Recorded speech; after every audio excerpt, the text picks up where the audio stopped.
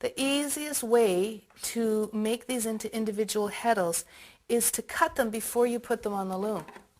So I always just stick my finger right up there, nice and tight, and I look for all those loops, and I just snip through them. If you do this before you put them on the loom, you save yourself a great deal of grief. It's not hard to do the ones that are here, but it's really difficult to cut them down here. So if you cut them all before they go on the loom, then you don't have to worry about it. At the end of the DVD, I'm going to show you some tricks on how to move Texsolve heddles easily and efficiently. But I'm going to do that later. Anyway, all the heddles are on this loom, so we're ready to start threading them. I reach in behind there and grab my first batch of threads. This happens to have a blue stripe and a purple stripe, so I'll take both of them, but it doesn't really matter. I straighten them all out, kind of put my finger in the cross and make sure they're nice and straight and smooth. Now, one of the really cool things about suspending your leaf sticks the way we did at the back of the loom means that at this point right now, I don't want to have to bend over like this to see my cross to get them threaded in the right direction. I don't want to have to lean back. I want to be able to sit nice and straight, look dead ahead, and see my cross where my eyes don't have to move. So I can push down on this, I can raise it up, I can do whatever I want because it's sliding up and down on this. I'll do the same thing there. And now, because of the little cross between them, I can pull my leaf sticks close to me, and now I can see my cross right there. I don't have to bend over, I don't have to do anything. And that saves a lot of grief for my back.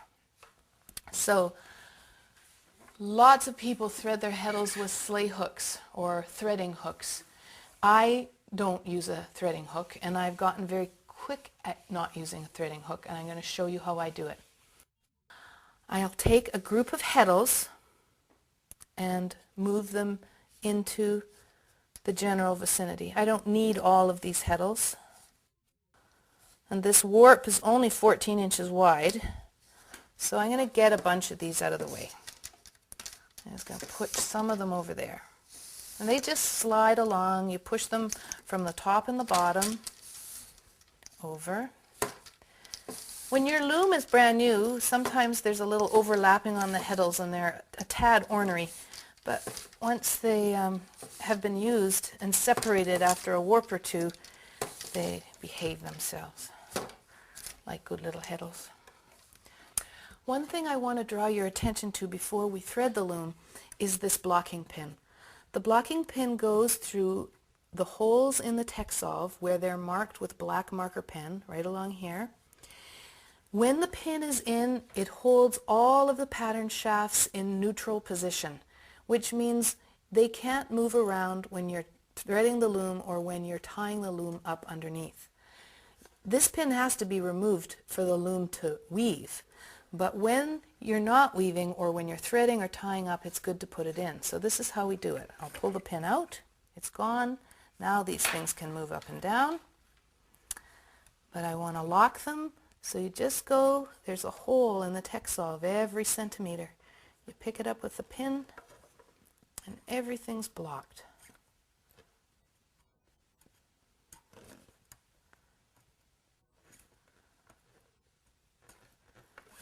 Great for marshmallows in the summer too. All right, to thread this loom, I'm going to transfer this bundle of threads in my hand, in my right hand, to my left hand. And I will hold them under tension in my left hand almost through this whole process. If you can't do this whole thing by holding it all the time, that's okay too. I'll show you how to adapt the technique. But I come in with my right hand, I grab the first thread coming from my cross by looking at my leaf sticks. My leaf sticks give it to me quite easily. This finger on my left hand comes and grabs my first heddle, and it isolates it for me. I hold it tight and pop the thread through like that. So what happens next is my hand comes in, gets the second thread. I pull it out, make my loop. This finger has to access the thread on the second pattern shaft. I don't look in here at all. I access my shafts by looking at the bottom of the pattern shaft, the wood. I found the second one, I pull it out, I hold the heddle eye open and push the thread in. 2. Get another thread.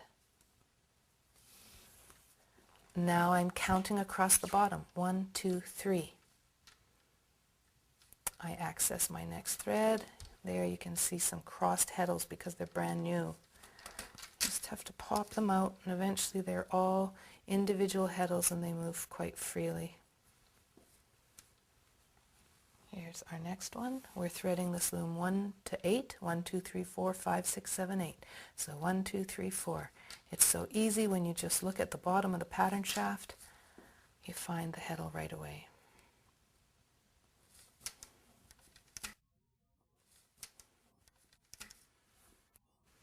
There's my next thread.